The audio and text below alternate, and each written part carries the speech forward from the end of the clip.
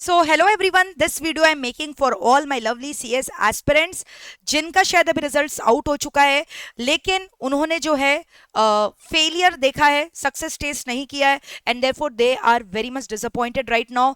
Ma'am, restart कैसे करें, दोबारा एग्जाम्स के लिए कैसे बैठे? दिसंबर 24 में हमारा एग्जाम्स है।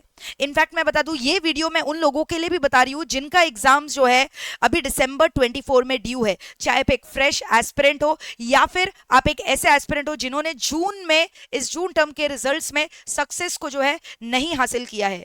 सबसे पहला, stop demotivating yourself by saying negative things. Here is a detail strategy for you. आखिरी तक ये वीडियो को जरूर देखिएगा, क्योंकि एक एक मिनट में बहुत ही इंपॉर्टेंट चीजों को मैं डिस्कस करने वाली हूं, जो कि आपके लिए रियली फ्रूटफुल रहने वाला है। मुझे पता है वापस से फ्रेश स्टार्ट करना और वापस से एकदम जोश में आना पढ़ाई के लिए really very difficult task, but ऐसा नहीं है कि नामुमकिन है। और आपको ये चीज समझना होगा, हमारा ये प्रोफेशनल कोर्सेज है जिसका बनावटी कुछ इस प्रकार होता है। ऐसा नहीं होता सारे एस्पिरेंट्स जो एग्जाम देते हैं उनका क्लियर हो जाता है। अगर इस अटेम्प्ट में नहीं भी हुआ है, हम नेक्स्ट अटेम्प्ट में दोबारा दुगनी मेहनत करेंगे और इस बार तो पासिंग परसेंटेज में अपना नाम ला कर ही दिखाएंगे। तो भाई जी हाँ, बिल्कुल मुमकिन है अगर आप अपने अंदर ठान लो इस बात को पूरे अंदर जोश के साथ।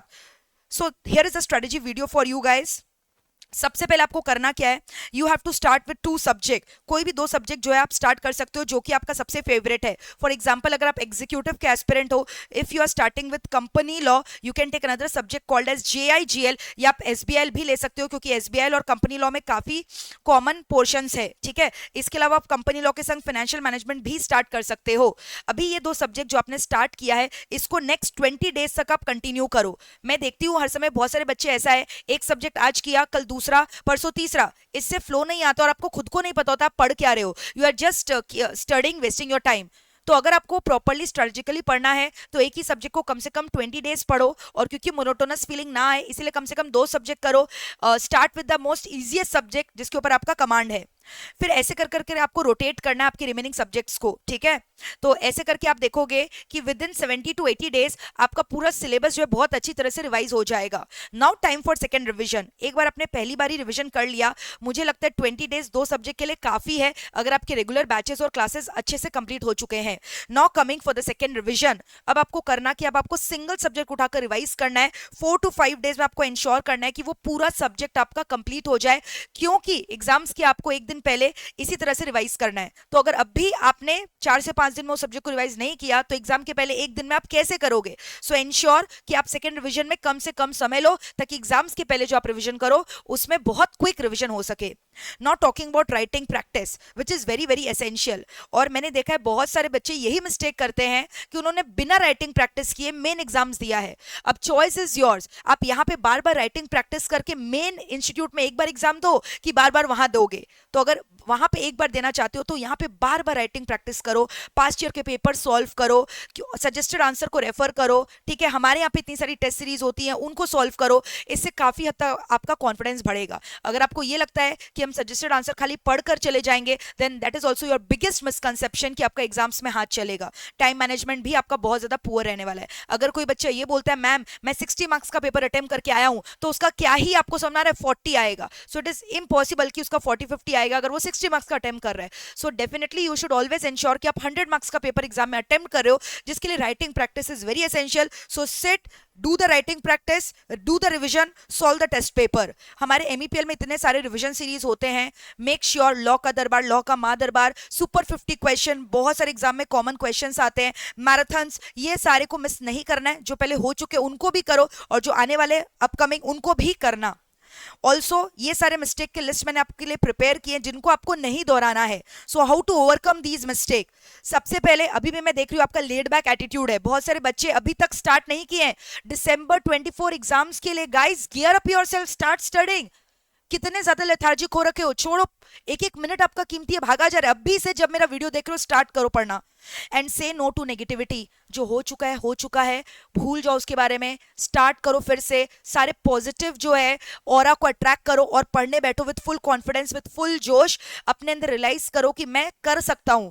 इफ यू स्टार्ट मैनिफेस्टिंग कि I can do, then definitely you can do it. Nothing is impossible. और कितनी बार आपको पता है ये जो नेगेटिविटी है और ये जो लेड बैक एटीट्यूड है, this is the biggest reason for your failure. तो अब नहीं तो कब नहीं, जागो जागो जागो। Don't study without any plan. कोई बच्चा अगर बिना स्ट्रेटेजी के, बिना प्लान के, बस ब्लैंकली ब्लंटली पढ़ने बैठ रहा है, तो उससे बड़ा जो है बेवकूफ इंसान कोई नहीं होगा।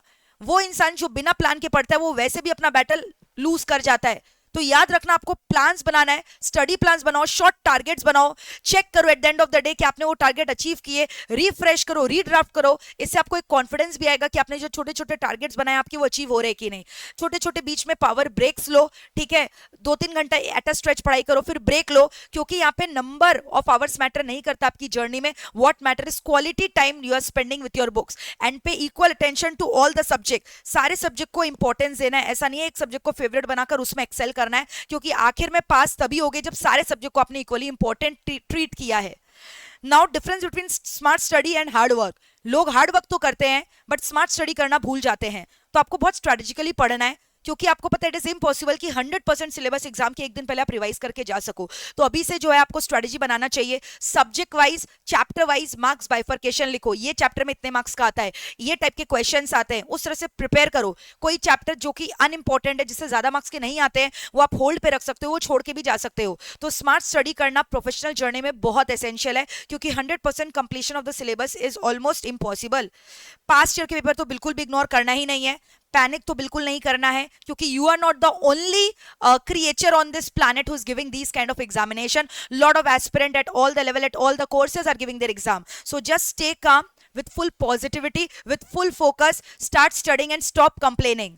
इंस्टीट्यूट ने ये किया, वो किया, मैं मानती हूँ जो भी किया, लेकिन अब भी आपको क्या करना है, ये सब चीजों में डिस्कस करके सोच के समय को जाया नहीं करना है, बल्कि बस पढ़ाई करना है, सिर्फ और सिर्फ पढ़ाई करना है, ठीक है। और अगर आपको लग रहा है कि नहीं मुझे जो है जानना है कि मेरा मिस्टेक क्या था, तो you should also go for rechecking. Rechecking से पेपर मंगवाओ, बट इसका ये मतलब नहीं है कि आप डिले करोगे अपने स्टडीज को for waiting for the rechecking results, क्योंकि उसको आने में समय लगता है और उसको वेट करने के लिए आप अपना स्टडी टाइम को लूज नहीं कर सकते। तो साइड बाय साइड पढ़ाई भी स्टार्ट कर दो। Come on guys, buck up yourself, what are you waiting for? And now you are the next rank holder, you can be the next rank holder. Start studying, your Divya ma'am is always with you. तो अगर video अच्छा लगा तो comment करके जरूर बताइएगा, channel subscribe करना मत भूलिएगा। And the biggest motivation lies inside you and no one else can give you that motivation. अगर आपने ठान लिया है तो आप बिल्कुल कर दोगे। Thank you so much guys. God bless you all.